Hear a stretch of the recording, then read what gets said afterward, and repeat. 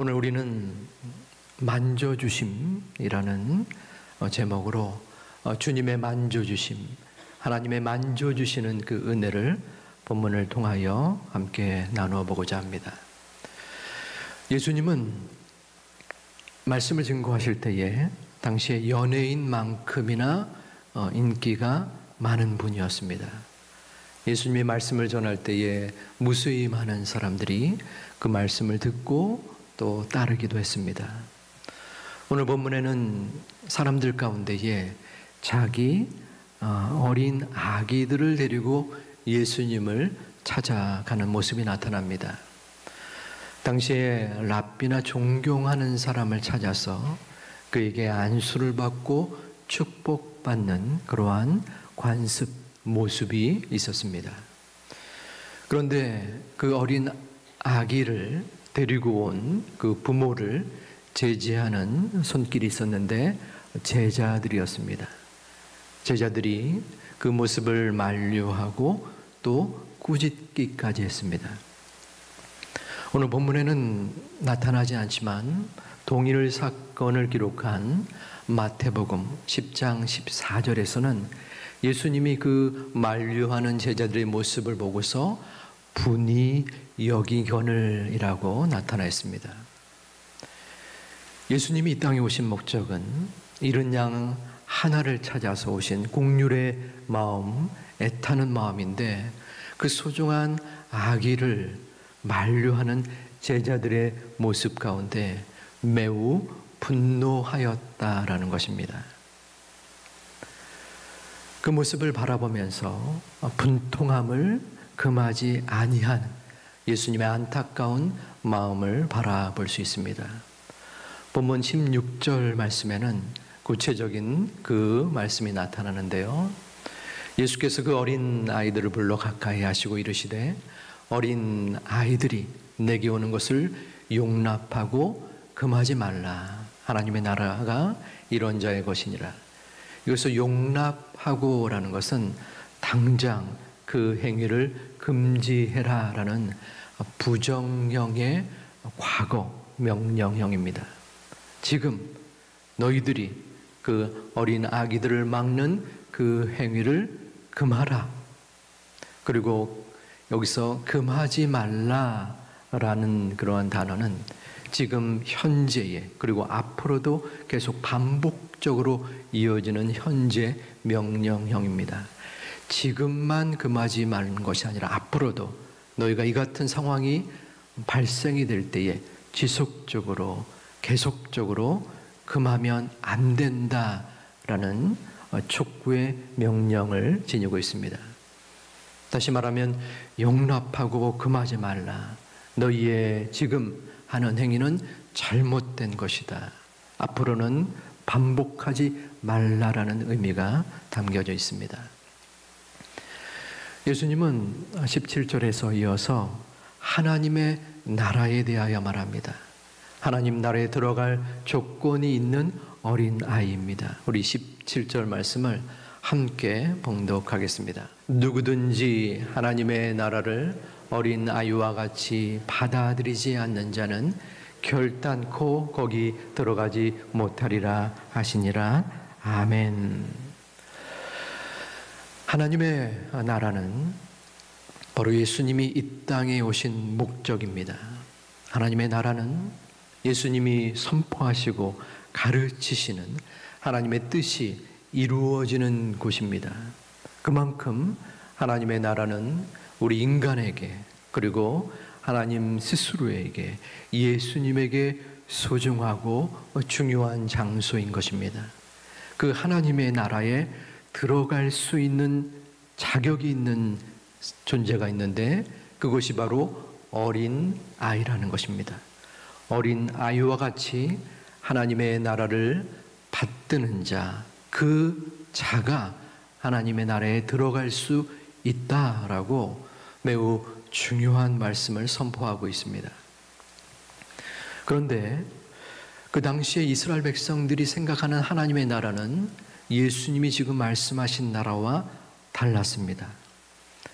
백성들이 생각하는 하나님의 나라는 그 하나님의 나라에 들어갈 수 있는 조건은 율법을 지키는 것이었습니다. 율법을 준수해야만 하나님의 나라에 들어갈 수 있는 자격이 있다라고 이스라엘 백성들은 여기었던 것입니다. 그도 그럴 것이 첫 번째 사람 아담이 죄를 지은 것, 그리고 죽음을 맞이하는 형벌을 받은 것은 하나님의 명령을 어긴 것이었습니다. 그리고 노아의 시대에 죄를 짓고서 멸망을 당하였고, 또 애굽에서 탈출한 출애굽 1세대들 또한 하나님의 말씀을 준행하지 못함으로 가나안에 입성하지 못했던 것입니다. 또 지금 북이스라엘과 남유대 또한 하나님의 율법을 준행하지 아니함으로써 나라를 이렇게 그들에게 있어서 나라를 되찾고 하나님의 나라에 들어가는 것은 오직 율법을 지키는 것임을 믿었기에 그들은 생명처럼 율법 준수를 하기 위하여 노력했던 것입니다. 그런데 예수님은 오늘 본문에서 사람들에게 자, 하나님의 나라는 너희가 아는 것처럼 율법을 제대로 지켜야만 들어가는 것이다 라고 말씀하지 아니하고 어린 아이와 같이 하나님 나라를 받드는 이가 하나님 나라에 들어갈 수 있다라고 말씀하고 계신 것입니다. 자, 그러면 어린 아이의 존재는 누구인가? 여기서 어린 아이의 기준을 살펴볼 필요가 있습니다. 5살도 어린 아이라고 얘기를 하고 10살, 11살도 어린 아이라고 부르기도 하지요. 여기서의 원어 타브레페라는 단어가 있는데 어린 아이, 젖먹이 아이를 뜻합니다. 보통 젖을 몇 살까지 먹이느냐 개인마다 차이가 있지만 보편적으로는 2살까지라고 나타나 있습니다. 자, 여기서 예수님의 말한 어린 아이는 젖먹이를 뜻합니다. 젖먹이는 어떤 존재입니까? 물론 사물을 인지하고 또한 즉각적인 반응을 보이는 그러한 나이이긴 하지만 스스로 생각하여 판단하고 하나님 나라가 이와 같은 자가 들어갈 수 있구나, 내가 구원을 받아야 되는 존재구나 하는 판단을 하기에는 아직은 어린 나이입니다. 다시 말하면 여기서 말하는 하나님 나라에 들어갈 수 있는 존재는 스스로 결정할 수 있는 자가 아니라 부모의 손에 이끌려서 자신의 의지와 상관없이 이끌림 받은 어린 아이, 젖먹이가 하나님 나라에 들어갈 수 있다라는 것입니다. 유아 세례를 누가 받습니까? 어린아이가 자신의 신앙 고백으로 받는 것이 아닙니다. 부모의 손에 이끌려 부모의 신앙에 따라서 부모가 그 아이를 믿음으로 온전하게 키울 것을 인정함으로써 베푸는 것이 유아 세례인 것입니다. 나중에 나이가 들어서 자신의 마음으로 믿음으로 입교의 절차를 거치게 되죠. 여기서의 하나님 나라에 들어갈 수 있는 조건이 바로 젖먹이 어린아이, 자신의 의지와 고백과 신앙이 아닌 오직 하나님의 은혜로 하나님 나라에 들어갈 수 있다는 것입니다. 바로 구원은 오직 하나님의 은혜인 것입니다. 우리가 마음속에 하나님 나라에 들어가야겠다, 하나님의 구원을 받아야만 천국에 들어갈 수 있고, 그러므로 교회에 나와서 열심히 헌신 봉사할 때 내가 하나님의 나라에 들어갈 수 있으려니 하는 것이 아니라는 것입니다.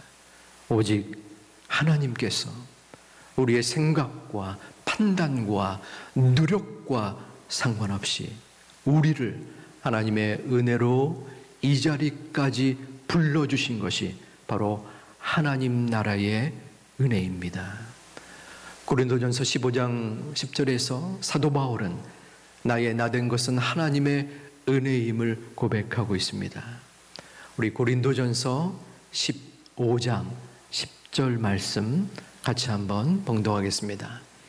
내가 나된 것은 하나님의 은혜로 된 것이니 내게 주신 그의 은혜가 헛되지 아니하여 내가 모든 사도보다 더 많이 수고하였으나 내가 한 것이 아니요 오직 나와 함께 하신 하나님의 은혜로다. 아멘. 미국의 팀 호이트의 아버지 닉 호이트라는 사람이 있습니다.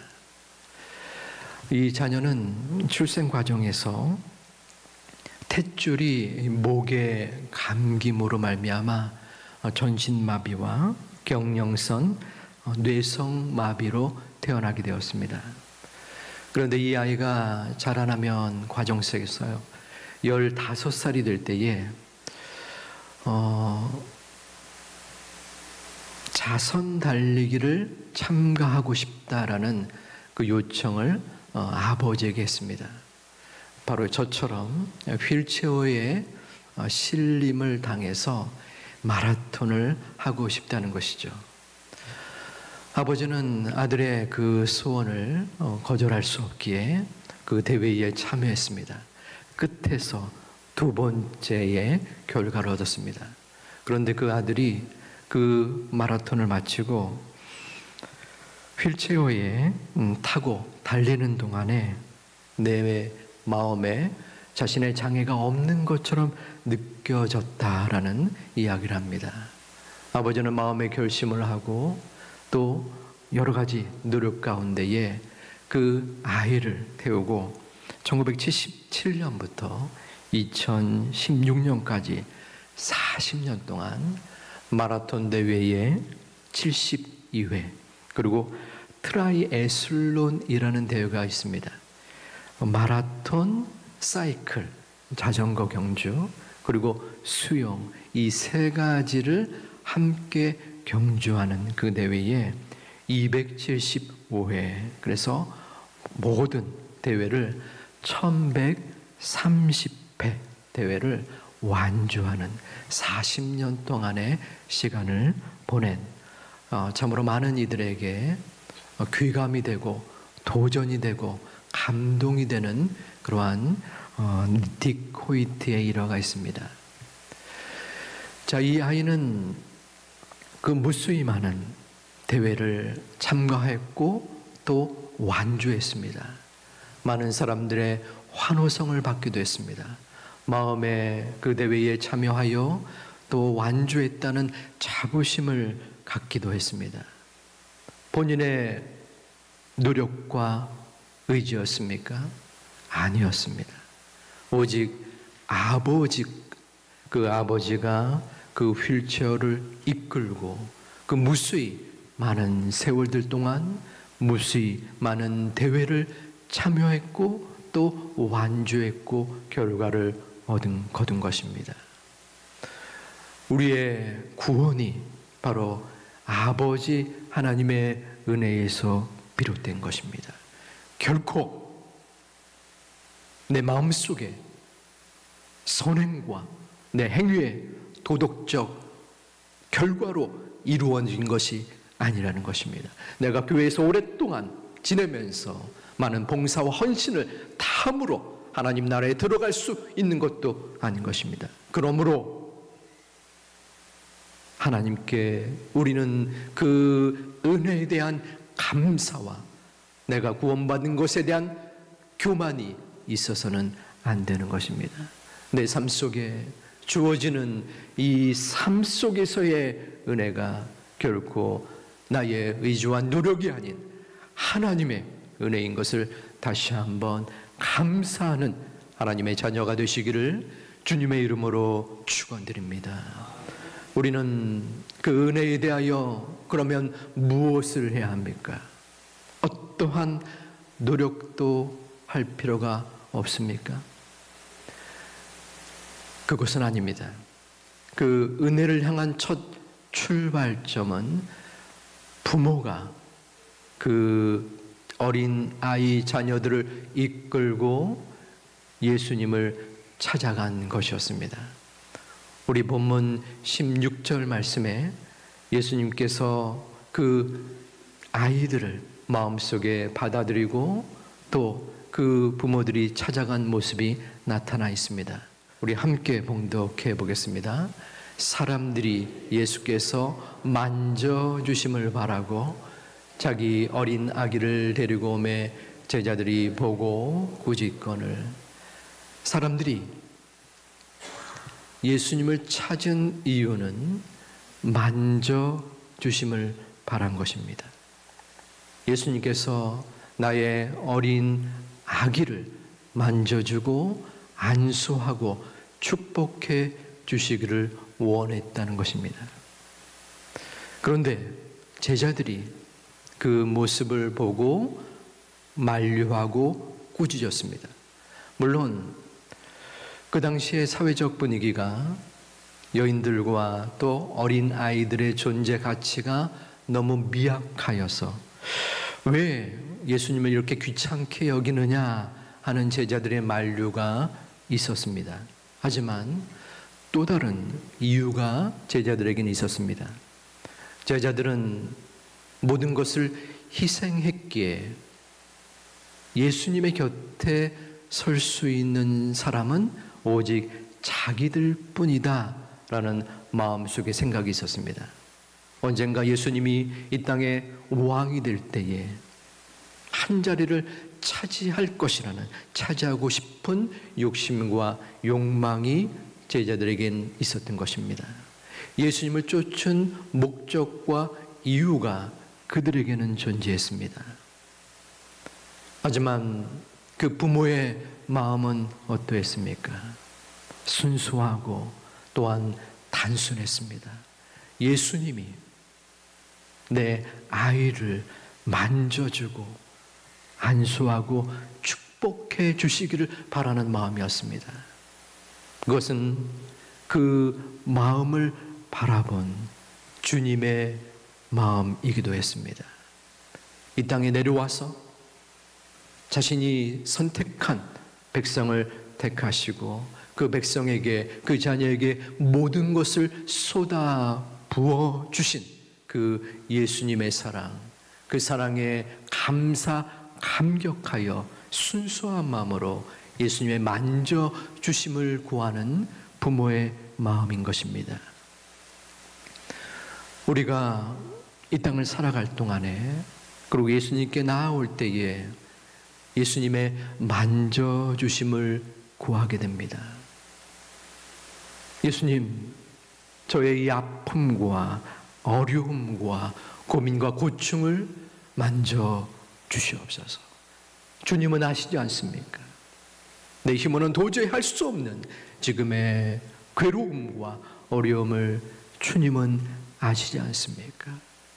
제발 만져주시옵소서. 우리가 마음속에 바라고 기도하고 소망하고 간구할 때 주님께서는 그 마음의 기도의 제목과 아픔을 만져주십니다. 하나님의 만져주심은 우리의 삶 속에 순간순간 모두가 경험하실 줄 압니다. 저 또한 마찬가지입니다. 하루하루 한 주 한 주를 하나님의 만져주심을 경험하며 살아갑니다. 제가 가끔 저의 부족함과 또 연약함을 설교 시간에 얘기를 할 때에 여러분들 마음속에는 우리 목사님이 그저 겸양의 표현으로 스쳐 지나가는 의례적인 말로서 은혜를 이야기하겠지 하는 마음을 가질 수도 있을 듯합니다. 제가 성도라도 그런 생각을 할 것입니다. 그러나 하나님께서 만져주지 않으시면 저는 결코 이 자리에 있을 수 없습니다. 지금 여러분들도 마찬가지일 것이라고 생각합니다. 적어도 이 자리에 계신 분들은 오랫동안 신앙의 끈을 이어온 하나님의 소중한 자녀들입니다. 10년, 20년 혹은 60, 70년 동안 하나님께서 은혜 베푸신 그 흔적과 기억을 가지고 여러분들은 지금 나오셨습니다. 하나님께서 우리를 만져주신 것입니다. 하나님께서 만져주지 않으셨다면 우리는 결코 이 시간, 이 자리에 나와 하나님께 예배드릴 수 없고 하나님께 기도할 수 없고 하나님의 은혜로 살아갈 수 없는 미약하고 연약하고 불충한 존재인 것입니다. 우리는 이 시간도 기도합니다. 아버지 하나님, 저를 만져 주시옵소서. 저와 우리 자녀들을 만져 주시옵소서. 나의 아픔과 고통과 이 슬픔을 하나님께서 만져주시사 하나님께서 이끌어 주시고 인도하시고 그 모든 삶 가운데 함께하여 주시옵소서. 우리는 지속적으로 하나님의 만져주심을 간구하고 기도하고 소망해야 합니다. 하나님께서 만져주시지 않는다면 우리는 한순간도 1초 한 자리도 살아갈 수 없는 연약한 존재일 수밖에 없습니다. 그 하나님이 우리에게 구원을 허락하셨습니다. 우리의 능력도 아니요, 우리의 언행도 아니요, 우리의 모습이 아닌 오직 하나님의 은혜로 하나님의 나라에 입성할 수 있는 은혜를 주신 것입니다. 그 하나님이 여전히 우리를 만져 주십니다. 우리의 모습이 불완전하고 우리의 행위가 매 순간마다 죄악의 구렁텅이에서 빠질지라도 반복하여 죄를 범하는 불충한 존재일지라도 그럼에도 하나님은 우리를 만져 주십니다. 지금 이 순간도 우리의 모든 악행과 우리의 모든 모자람 속에서도 우리를 만져주시는 그 하나님께 감사하시고 또한 그 하나님께 우리의 모든 간구를 드릴 수 있는 이 시간 되시기를 주님의 이름으로 축원드립니다. 오직 은혜밖에는 없습니다. 은혜 아니면 우리는 한순간도 살아갈 수 없는, 그러나 그 은혜로 지금 여기까지 보살핌을 당한 하나님의 자녀들이 바로 우리들인 것입니다. 그러므로 어떨 때는 이 땅의 삶 속에서 우리는 실망하고 절망하게 됩니다. 하나님, 과연 저를 잊으셨습니까? 왜 제가 이토록 고생하고 고통받아야 합니까? 하나님, 과연 저를 함께 하시는 존재입니까? 라고 낙심할 수밖에 없는 연약함을 우리는 지니고 있습니다. 하지만 다시 마음을 추스려야 합니다. 다시 한번 회복해야 합니다. 아버지 하나님, 그렇지만 나의 이 부족함에도 하나님은 나를 구원의 반열에 세워주셨고 나를 만져주시는 구주이심을 믿습니다. 다시 한번 일어서겠습니다. 다시 한번 버티겠습니다. 다시 한번 견디며 주님께로 나아가겠습니다. 여전히 나를 만져 주시옵소서. 여전히 나를 이끌어 주시고 나와 우리 가족과 우리 모든 삶 속에 함께하여 주시옵소서. 믿고 간구하는 하나님의 자녀들이 되시기를 다시 한번 주님의 이름으로 축원드립니다.